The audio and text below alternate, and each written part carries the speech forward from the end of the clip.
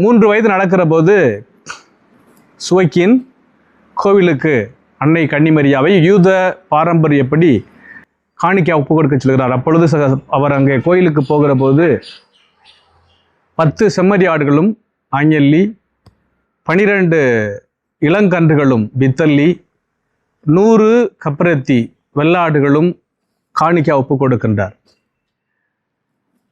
காரணம் என்னவென்றால், யூத பாரம்பரியப்படி கோவிலில் காணிக்கையாப்பட்டு பெண்கள் கோவிலிலே காணிக்கையாக இருப்பார்கள். அது பிறகு அவர்களுக்கான பருவம் வந்த பிறகு அந்த கன்னிமாடத்திலிருந்து அவர்கள் அவர்களுக்கு திருமண ஏற்பாடு செய்வார்கள்.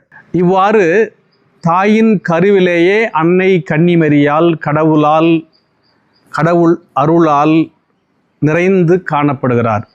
அதனால்தான் நாம் அருள் நிறைந்த மரியே வாழ்க, ஆண்டவர் உம்முடனே என்று ஜெபிக்கிறோம். அன்னை கன்னிமரியா அருள் நிறைந்தவள். காரணம், அவருடைய பிறப்பு அன்னை மரியா கருவிலே உருவானது கடவுளுடைய அருளால். அந்த கடவுளுடைய அருளால் அவள் உருவானதனால்தான் கடவுள் அவரை தேர்ந்தெடுத்தார். கடவுள் அவரை தேர்ந்தெடுப்பதற்கு காரணம் அவருடைய பிறப்பு. அமல உற்பவ அன்னை.